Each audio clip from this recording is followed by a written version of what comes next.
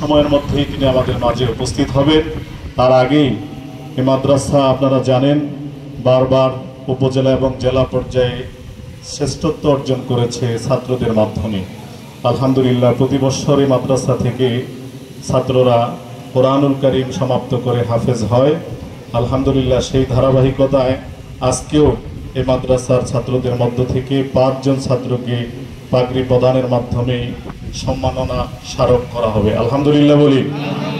তো 5 জন ছাত্রের আমরা নাম ঘোষণা করছি, তাদের মাথায় পাগড়ি পরিয়ে দিবেন কচুয়া উপজেলার আমাদের সকলের শ্রদ্ধাভাজন বিশিষ্ট আলিমদ্বীন জামিয়া ইসলামিয়া আহমদিয়া মাদ্রাসার সম্মানিত মুহতামিম পীরে কামেল জনাব হযরত মাওলানা আবু হানিফ সাহেব দামাত বারাকাতুহুল আলিয়া উপস্থিত আছেন। এতক্ষণ যিনি খুব সুন্দর আলোচনা করেছেন সুদূর ঢাকা থেকে আগত জনাব হযরত মাওলানা মুফতি ইয়াহিয়া বিন নজরুল সাহেব, আমরা এবং আজকের এই মাহফিলের সম্মানিত সভাপতি সাহেব সকলের উপস্থিতি এবং সকলের বরকতি হাত দিয়েই ছাত্রদের মাথায় পাগড়ি পরিধান করিয়ে দেওয়ার জন্য অনুরোধ করছি।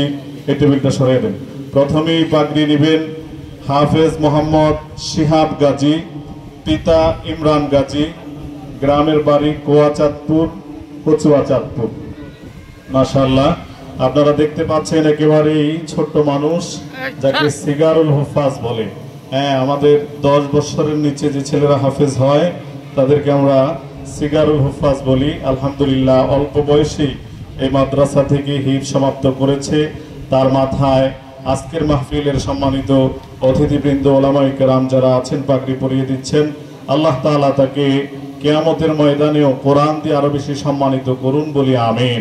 তার পিতামাতাকে আল্লাহ তাআলা কবুল করুন বলি আমিন। এরপরে দ্বিতীয় নম্বরে পাগড়ি নেবেন মোহাম্মদ বাইজিদ আহমদ, পিতা মোহাম্মদ ওমর ফারুক, গ্রাম হাতিরবন্দ, কচুয়া চাঁদপুর।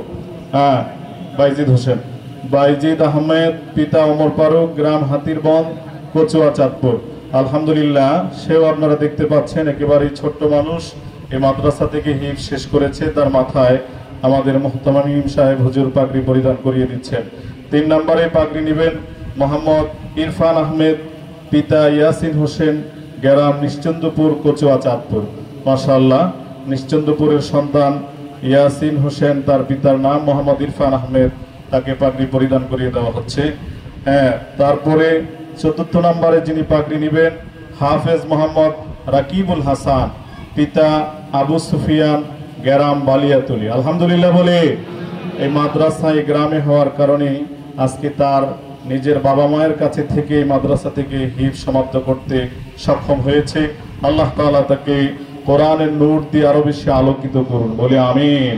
সম্মানিত উপস্থিতি, 5ম নম্বরে পাগড়ি পরিধান করাবেন হাফেজ মোহাম্মদ হাসান মিয়াজি, পিতা আব্দুল মালিক, গ্রাম কাদলা, কচুয়া চাঁদপুর। মাশাআল্লাহ, কাদলার ছাত্র এখানে আছে, আলহামদুলিল্লাহ হাফেজ হয়েছে।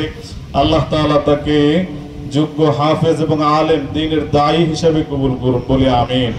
জি, আপনারা জানেন এই স্টেজের আরেকটি সৌন্দর্য, প্রতি বছরই এই স্টেজে যিনারা এই মাহফিলের সম্মানিত সভাপতি এবং বিশেষ মেহমান যারা, তিনারাও সম্মানিত ওলামায়ে কেরামের হাত থেকে পাগড়ি নিয়ে থাকেন।